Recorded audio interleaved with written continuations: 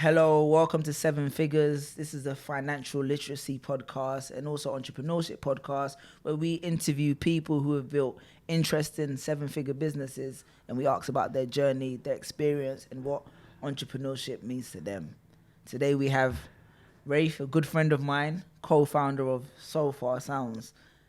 Rafe, I'm not going to do too much. You want to introduce yourself and maybe explain to our audience what Sofar Sounds does? With pleasure. And hey, how's it going? I'm blessed, man. I'm blessed. Good to see you as ever. Yeah. So Sofar Sounds was started by myself and a couple friends who were at a gig and just frustrated by the fact that half the room was talking while someone was singing their heart out, trying to perform, and obsessed with phones. And we heard beer bottles clang in the background, and we just said, let's create something which eventually evolved into secret pop-up gigs in people's houses where we asked people to just stay in the moment, focus, and support the music with your presence. And how long ago was that one? So 10 years. 10 years. Yeah, 10 years. So you've done the full 10-year journey, the mastery journey. Yeah, we sometimes as an entrepreneur we'll do limping along, but going in the right direction. And we made it. At least so far. Dope, man. So I want to really get into the meat of like Sofar as a business and how it started and how it operates. But first, obviously, I want to talk about you. I've known you for a while. You know what I mean. So I know a lot of interesting stories about your childhood. But I want my audience to know specifically about your journey in relation to entrepreneurship. You know what I mean. What was your first experience of like entrepreneurship? Sure. Actually, I'll answer that in saying I never really liked having a boss. And so when you have someone telling you what to do, sometimes they can inspire you, but most of the time they're giving you goals that don't quite make sense. Yeah, 100. And so wanting to be an entrepreneur came half from wanting to create something. From the time I was a little kid selling bubble gum for double the price that it should have been. Do you want to break down the bubblegum story? I feel for any young people listening, it might be an inspiring inspiring practice early days. Well, we used to go up to a place called Michigan, which was north of where I grew up in Chicago. We discovered, lo and behold, there was this really cool new bubble gum being sold there. And I bought a pack, brought it back, and my friends were like, what's this? This is so cool. Little did I know that some big company was test marketing in a place this new gum, but you couldn't get it in Chicago. So the second time we went up, I bought a whole trunk full of it and just doubled the price, for my pain and suffering and bringing it back, and made a bit of money. I'm like, this is fun, just thinking about something that in a different way and trying to make a teeny tiny business of it. What would you say was the inspiration behind that first, I want to supply this or give this to people who may not have access to it? It's interesting because a lot of people may see, as a young kid, you may see sweets that no one else has, and you'd be like, let me take them and go and show off at school, you know what I mean? But you took it to another level and saw an opportunity there. Totally, yeah. Well, for me, opportunity was definitely a piece of it. If I can earn a little bit of money to get something that a kid might want, whether it was some more music or a guitar. But I think more importantly, it was a lot of people wanted this, and I only had 5 pieces. So I was going to upset people. So the sense was there was some demand, some interest, and I couldn't supply that. I didn't have enough. So some of it just from, hey, I want to get some for my friends. Because, the second time I was giving it away, and then I'm like, well, I can't afford this. I can't do this forever. So, back to that sense of having a boss, it's the sense of wanting to create something that was new, that was supporting the world in some teeny tiny way, as well as doing it on my own and driven by the sense of freedom to do that. Controlling it. That's interesting. Yeah. So obviously, I know you. So I know you grew up in the Southside of Chicago, and I don't think it do your journey justice not to talk about that experience and how it shaped you, not just as an entrepreneur, but as a person. You know what I mean? How much did Southside contribute towards this first entrepreneurial venture or this mentality? Because you've told me some stories That's a great question. A lot. And at the time, I didn't think much of it, but I used to go to school and be threatened on a daily basis, and people a lot bigger than me and tougher than me would say, "We need your protection money." I'm like, well, what is that? When they said, well, we'll protect you from being beat up by any of the bullies in the neighborhood, which of course they were. And I would reach into my pocket and take out my lunch money. So I would go kind of hungry that day. So I would have to give that up. But that was a defining experience. It's just how do you navigate through difficult people and difficult times on a sort of a treacherous walk to school. And also just how do you keep a smile? How do you just through whatever difficult times, how do you keep going and make it to school and realize how important an education is? Secondly, I saw a lot of people who had a lot less than I did. My dad was a professor at a school there. Yeah. We were okay. And eventually we moved out to a place that was safer. But, you see a lot of things and you realize, even whatever you have, you're lucky. Yeah. And you should eventually try to give back to those you've grown up around who are maybe a little less fortunate. So in terms of your question, yeah, I think entrepreneurial drive comes from dealing with adversity. You cannot start a business without having a lot of things thrown at you that are unexpected and difficult. And it's really about how you navigate them, keep a cool head to get through them. And that was a piece of the lesson I learned. Cool.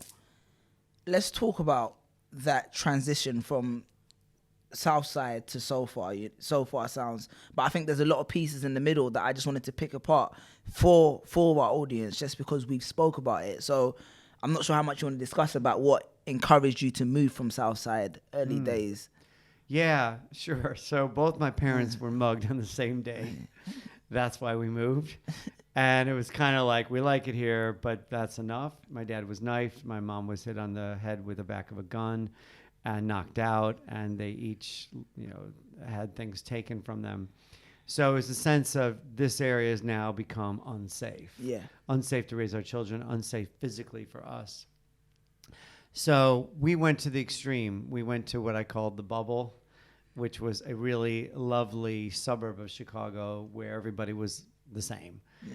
And it was safe, but it was almost too safe, if you know what I mean? Yeah, I hear that. So you want something in between, which is part of the interest I had in moving to a city like New York, where I lived for a while, in London, where you can get a little bit of everything. Yeah.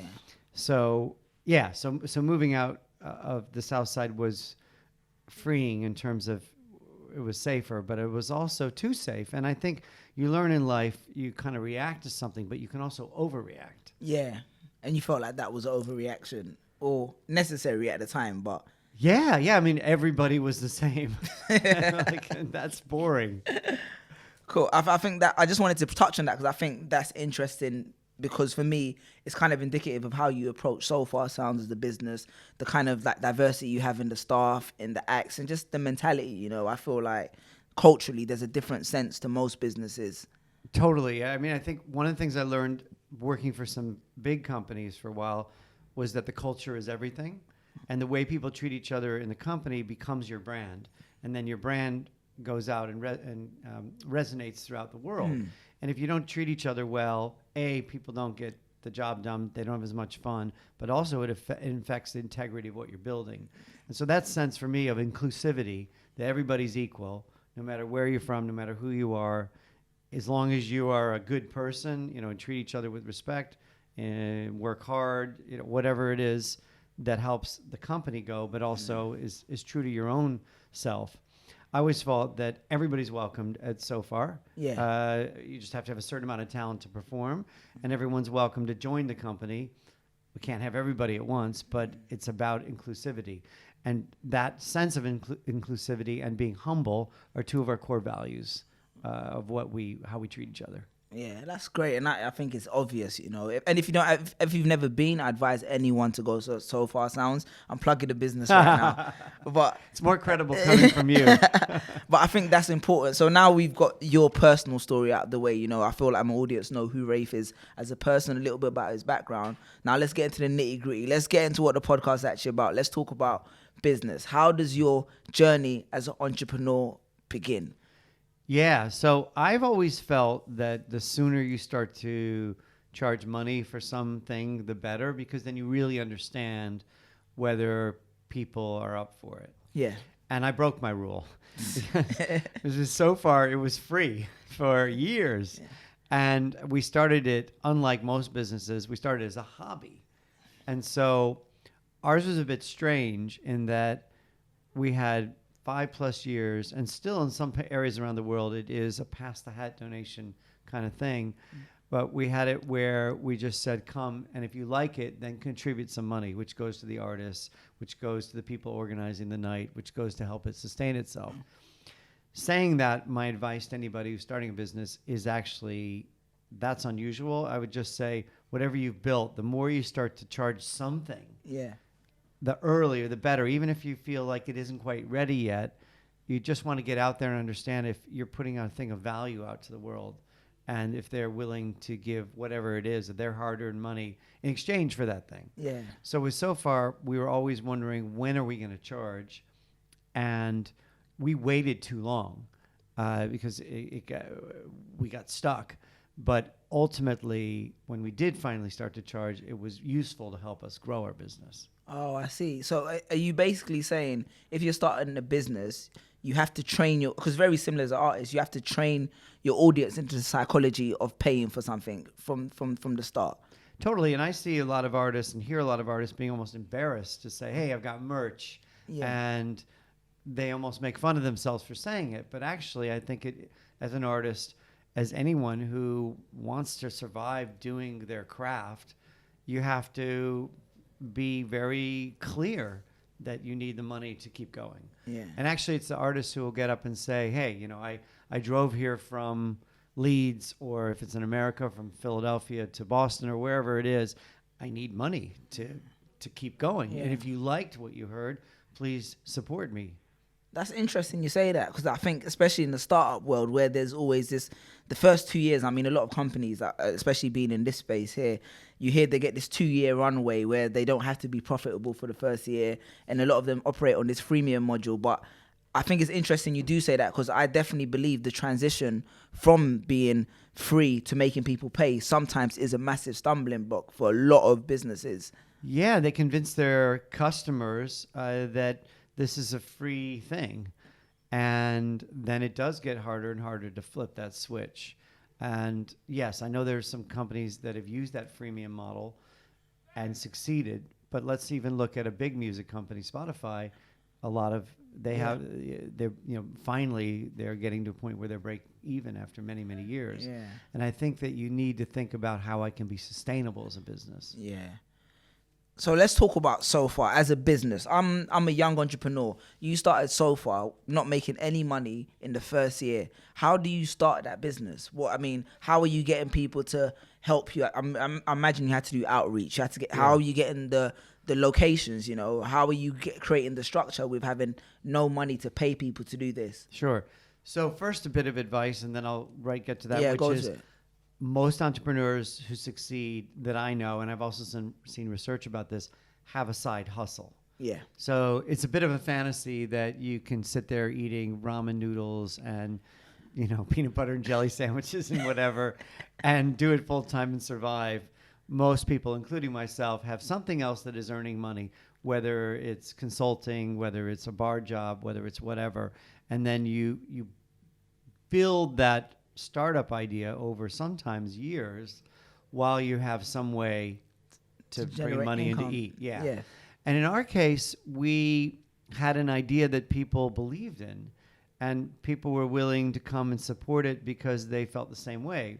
They felt that musicians weren't getting enough support. They were annoyed that people were talking and texting at gigs, and they had friends who were musicians who needed support. And most importantly, they felt that a better way to enjoy music is silence. So they're like, hey, Rafe, you can't do it yourself. How about I help? Yeah. How about I give you my house, which is where we started and still have many of our Whose gigs. house was the first one? I've never actually asked you. Whose house was the first one? It was Dave. Dave. Dave Alexander was a co-founder. He was just involved for about a year and a half, and he was a musician at the time. And you told me, we went over to his house, just 8 of us. He played a few songs. It was dead silent. And yeah, a few people helped, just ensuring that we had cleared the chairs away and had a little space. And we brought drinks, but we didn't drink them while he was performing. Yeah. We did it afterwards. Fast forward to the third one in Regent's Park, and there was a line down the street. So what had happened was we had done no marketing, and people just talked about it. And there were so many people who showed up, we couldn't fit them. Who were these people that spoke about it? I think this is interesting. They were the people at the first and the second one. Oh. And then they were friends of mine who I just said, hey, here's this thing I'm doing. So I think fast forward to today, you need some sort of mission to start a business. Yeah. And the mission cannot be, I want to make money. Yeah. The mission has got to be, I want to change the world or my world in a small way. And the more it resonates with other people, the more they're going to be willing to pitch in. Yeah. And we just kept it light touch. So any people who volunteered with Sofar, we said, hey, a couple hours a week maximum, you need to think of this as a fun hobby. Yeah, okay. And then as we grow, we'll look to hire you one day if we can. And so I think the core is you got to do something that you believe in. And if others believe in it too, then that's got you on the road to creating a movement. To get that's interesting you say that, because I think when you do start out, it's so hard to find support for your business. But I definitely think it's easier to find support for your idea if people see a common problem and feel like, yeah, we can all help solve this. And I think that's interesting, making it seem fun, making it seem like it's something that you want to be a part of rather than I have to be a part of, is definitely going to go a long way to get people more involved. I guess it's the same as art in many ways. 100%. And you said it spot on, a common problem. Good businesses usually solve some problem. Yeah. And whatever it is. And if they do it in a good way, they get more supporters. If they do it in a way where, or they're solving a problem that other people feel is a problem, they get more people involved. So let's talk about this. So when do you decide? You say this is a fun hobby. I'm doing it as a side hustle. You know, like a lot of people are starting. When do you decide that this is a business? When do you start going through the business stages, like raising money, pitching to investors, you know, trying to make it a viable product? What was the catalyst for that? Yeah, so there's usually two catalysts. One is you get so busy you can't do the other thing, and that's a good problem. Like, yeah. You know, of me, I was consulting, and Sofar started to take over my life, and I just had less and less time to make money. So you see this point where you're like, oh, I got to go all in. The second thing, just as important, is you kind of can see your way towards making enough money to sustain the business. Yeah. And that people will pay a price. In our case, we sell tickets. That's the majority of the income. So that people pay something, and that obviously the money you're taking in is the same as what you're spending to create the event in our case. So you're breaking even essentially. Or at least can see your way. So Okay. if you bring investors in, you have to convince them that you can create something that will become a big business. Yeah. But equally, you just have to see something that if you don't bring in investors, or you bring in a little bit of investment, that you can get towards break even. So you want to see that you have something that the market says, yeah, okay, we'll pay for this, and we'll pay enough that it can help one day sustain it.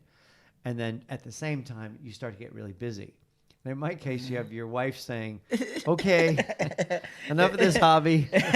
We all love Stacey though, don't worry. I love Stacey, man. She's cool. But I'm sure she was feeding you well in the meantime though. Just inside, Rafe's wife is an amazing baker. Like, honestly, yeah.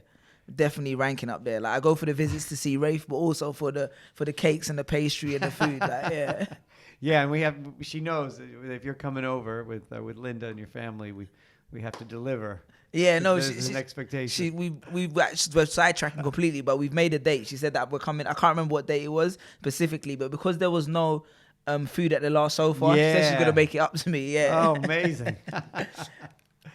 Sorry to cut you off. So you're saying, it starts to dominate more of your life. So at that point, for a lot, I think what you said about size of the market, I think a lot of entrepreneurs are always focused on the size of their vision. But if you're trying to convince like business people now, it's about the size of the market. Had you ever pitched a business before? How did you create your first pitch deck? Who was on the team, put it together? You know, where did you go? What was the process of that? The key thing with this process is finding an expert. So we found a guy early on who was a friend named Joe Cohen, who had built a number of businesses. and he guided us on how to convince other people like him to invest a little bit, but also to build that pitch deck. Yeah. And how to say it with conviction, with numbers, with passion, all those kinds of things. I learned a little bit working for a company called Diageo, which is a drinks company. Yeah. Where I was intrapreneur. I like that phrase. That was it. Convincing the business to give up money to try new ideas for new businesses within Diageo. So that's easy because you can fail. You got the big company, which makes a lot of money. Yeah. When you're an entrepreneur, failure is It's your own, not your really own, an option. Yeah. So you have to reach out quickly to, I guess what I'd say, subject matter experts, and network through your friends to find that one person who's done it before. I had done it in a company, but I hadn't done it on my own. Okay. So Joe, in that case, was a really, really helpful bridge and advisor, and put in a bit of his own money as well. So that's the first thing. But basically, you also have to get it down to what everybody calls the elevator pitch. So you walk into an elevator, and there's Richard Branson. What do you say in 30 seconds to get them to want to learn more? What was Sofar's elevator pitch, actually? Yeah, for investors, it was basically that there are millions of people who are really keen for experiences that are, perhaps a little bit different. The experience economy is massive. And actually even getting bigger with the obsession with technology, the sense of we want to be human again in sort of a small space. So you use numbers on how many people go to events worldwide, and not just gigs, because Sofar can work with gigs. You can go hear your favorite band. We don't announce, I didn't say earlier, we don't announce who's playing. It's secret. So you're not competing with a concert where the act is named and the fans go. People so far go for the discovery. So we're actually looking at anyone who could go to a restaurant or a movie or a gig or any sort of night out experience, and sometimes do it in addition. You might go out to dinner and then come to a Sofar. So our pitch was that this is a multi-billion-dollar or even trillion-dollar over the world business of experiences. We also talk about content because we film a lot of the events. Yeah. We have thousands and thousands of videos. For example, Billie Eilish's first ever performance we've captured. You've got quite a few first performances. I've seen it, man. It's heavyweight. Yeah, so that's kind of cool. And then investors like the idea of content because there's a lot you can do with it to make money, but also to support the careers of those artists. I like that. So it's bigger than music. So I think a lot of people would have been restricted to selling the idea within the context of their industry, but you kind of oversold it into as big as you possibly could. Exactly. And investors like the word disruptor. So a disruptor is somebody like Airbnb, which some people love, some people don't, but they're doing they've done an amazing job sort of creating a whole new industry. Yeah. And so a disruptor can not only take on the existing incumbents, they can open the market for new stuff.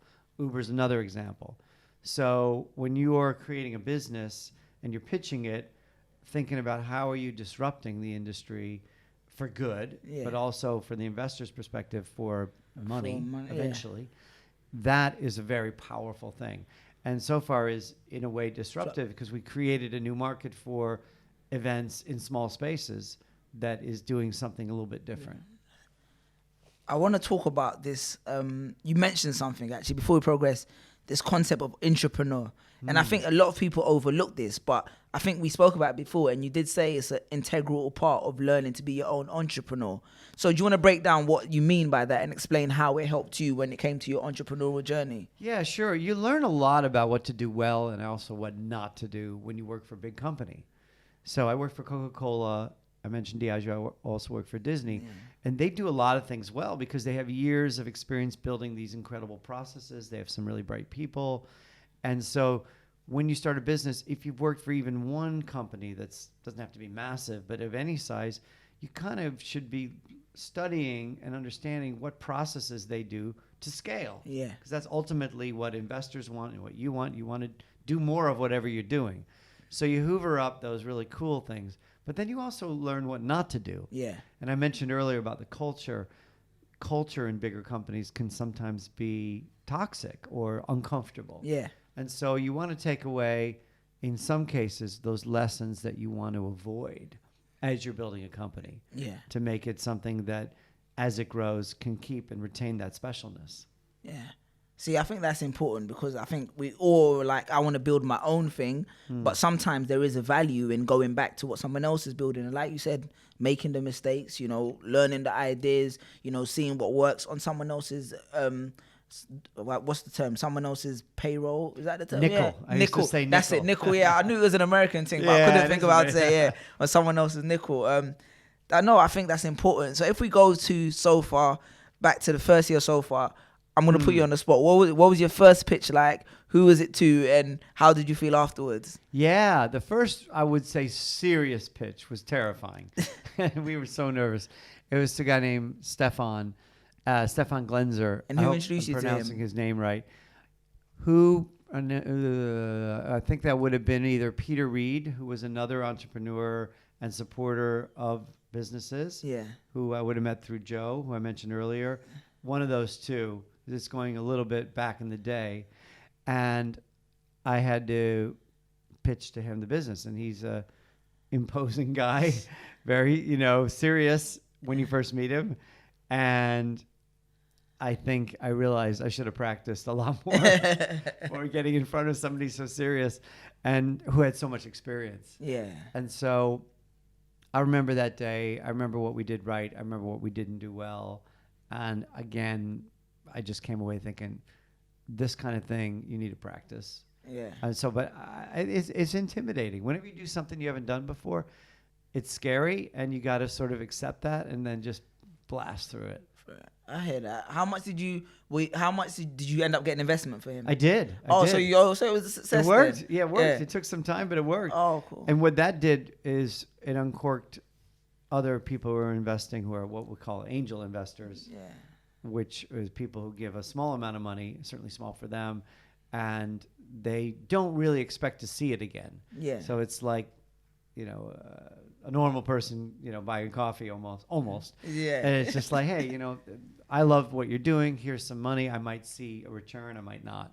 And the angels might make numerous investments like that. Yeah. Just hoping that one of them will do amazing and pay for all the other ones. So what was great about Stefan was he had, and has a following, and other people simply said, oh, if he's investing, I'm investing.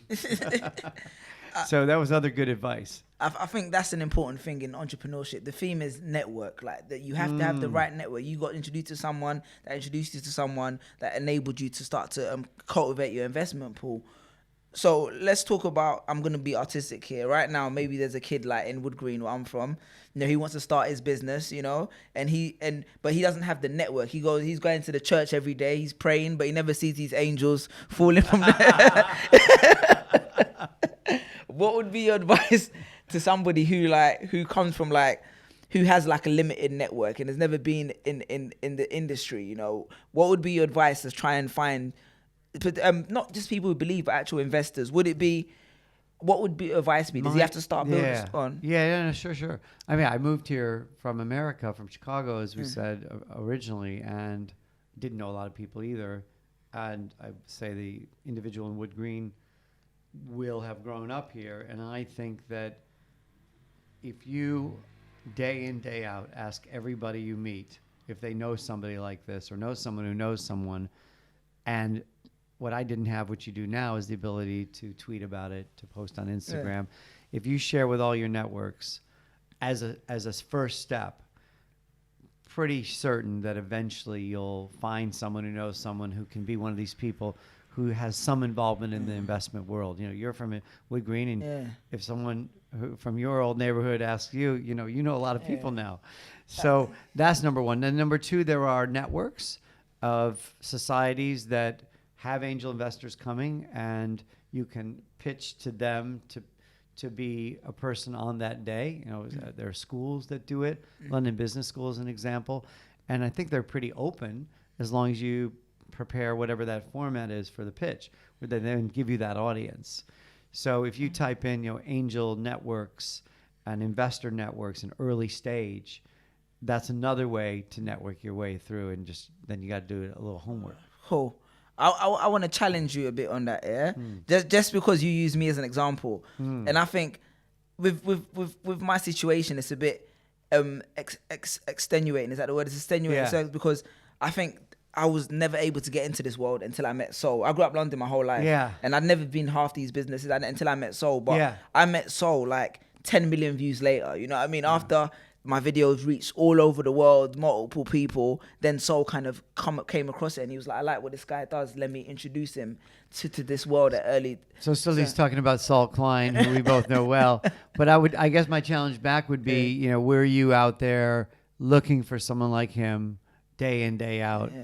So you attracted it because you had a following, but you may not have been out there asking friends every day, hey, here's what I need. I need somebody who can help me connect to that world. Yeah. So you think it's actively knowing that, do you have the business at the time, or you have the idea, or is it just being in the network and then letting it down? You have to have the idea.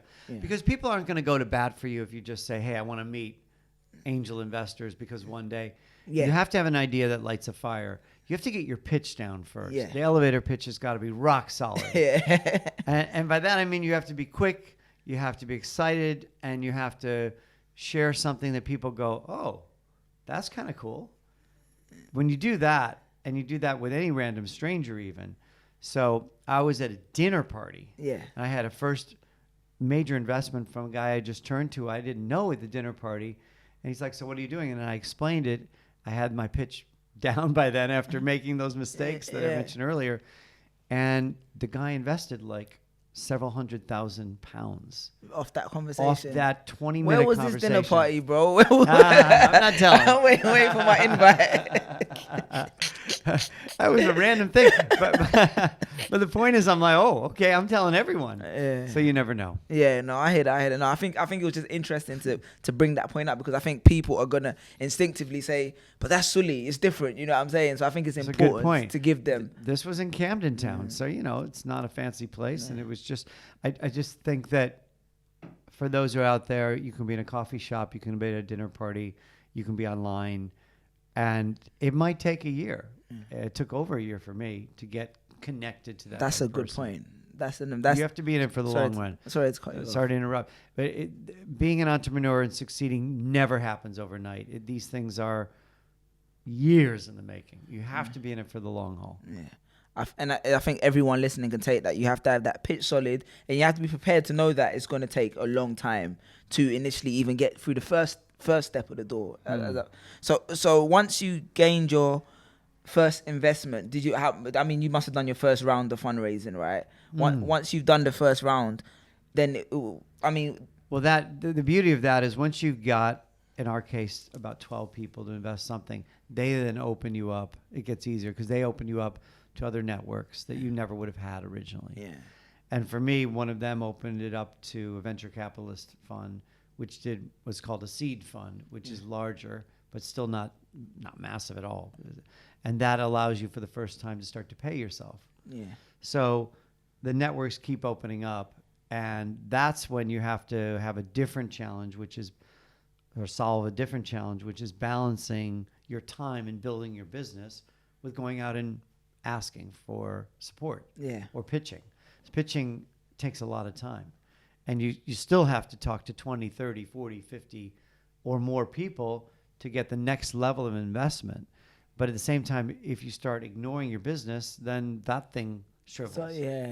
So how often are you fundraising compared to how often are you actually working on the business? Every 2 to 3 years you get out there and fundraise, and that could take anywhere from 3 months, which is rare, to maybe 9-10 months. And that's you doing that day to day, meeting people. A lot of it, yeah. Sofar is now a little bigger, so we have a team. Sofar is huge. How many people? Sorry. Sure, yeah, it's over 100 now. It's crazy. Yeah. You got the new offices in Camden as well. Now, right? Yeah, come by. It's by the Roundhouse, one of my favorite places in the world that is out there supporting underprivileged teens and young adults in the Camden area to give them a chance to perform. So that was the point earlier, is there are places like the Roundhouse around London and around the world that also give you access. Yeah. And I think their future, they want to build a chance to help young entrepreneurs in music and the arts to make those connections. So there are charities who are doing this too. I've been to the Roundhouse a couple of times as well, and I've had different conversations with them. So I think that's definitely a space where people can look into, you know. Yeah, and we're waiting for you to perform on the main stage. We're gonna make it happen one day. It's gonna happen. One day. I'll be the first one to buy those tickets. One day, man. Rafe's always a supporter. So before we get into the 7-figure question, I want to ask you personally, what does entrepreneurship mean to you as a person now that you're actually an entrepreneur? You have a successful business, and where does your family, where does your friends, where does everything fit into that equation? And I guess on a very introspective level, is it what you expected it to be? You know, you didn't want to boss from when you was a young child, and now you're in this position. Yeah, I'll go back to that one word, freedom. So being an entrepreneur and having it work out gives you the freedom to spend more time with your family, which is, for most of us, you know, the most important thing. Or at least, if it's not more time, it's flexible time. So maybe if one has children, it's taking that child or those children to school, or being there to see them do a performance, being able to be a little more free. You still work hard, probably, you know, maybe even harder when it's your business, but you can flex and you have the freedom to do that. That means a lot to me. I think also it means supporting the world in some way that is working. Yeah. So I mentioned we have 100 or more people actually working. Most of them we're already supporting so far. We're volunteers in some way. Yeah. So we've given them a job they love. And then with Sofar, we're having now, and it's growing, but nearly 30,000 performers a year. And they're all getting some benefit from it. You know, they wouldn't be coming back and doing it if they weren't. And so we're supporting them. And so I think it's a sense of giving yourself some personal satisfaction and freedom and helping the world in a measurable way. Yeah. That's incredible. I never expected it to succeed like this. So it's kind of surreal. That's the best word for me and for many entrepreneurs. This is bizarre. It's actually happened. Yeah, I think you kind of touched on it when you said, like, you know, expecting it and the flexibility it gives with your family and friends. So what role do they play in this journey then, apart from what you can contribute towards them? What role do they play in this journey from you? I mean, we mentioned Stacey at the start. Yeah. Like, how has that role evolved, and how is it ever changing in this journey? They tell you the truth. You know, you hear your family cuts to the chase, and Stacey is always there, like sometimes years ahead of me, saying, what about this? And, you know, how are you going to support the volunteers, and how are you going to pay the artists enough? And all these difficult questions when you're building something new and you don't have quite enough money to do it all correctly. Yeah. So they tell it straight. And when someone works for you, no matter what, it's harder to be totally, utterly transparent. Same with your friends. Yeah. I have a really good friend named Andy Hart, who was there very early, advising Rocky, co-founder, and Dave and I on lots of things. So your friends have the ideas. They have nothing to gain financially from it. Yeah. They're there. They're your mates. So I think relying on them along the way and having somebody who you know is going to be direct and cares for you, that's massive. Just to touch on friendship, just quickly, just before we run out of time. Give me, where are we at time-wise? Okay, just before we run out of time. Just to touch on friendship one last time. How do you get your friends, I think this is always with your friends involved when it comes to business. I think we have this thing where a lot of your friends started out early days helping you. Now Sofar has become a business. Where do they stand in that whole equation? Do they feel like you owe them something? And how do you mix that constant, who do you bring on board? How, you know? Yeah, I am not a believer in employing friends or even working with friends. I am against it. And a number of friends have wanted to get closer, and I've said, no, I want to keep the friendship. I think it is really hard to mix business and friendship. And so all the people who I actually been working with, they started as people who were colleagues. They become friends, and a lot of people become your best friends who you work with. Yeah. But if they're already a really good mate, it's too much of a risk to destroy that over money and over business. So I try to keep them separate.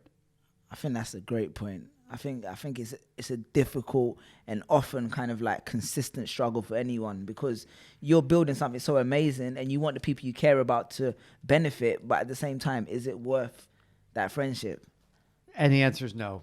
There's nothing, well, there are a few things more sacred than friendship. And it's difficult anyway to work with a friend who's already been a friend. That's a good point, man.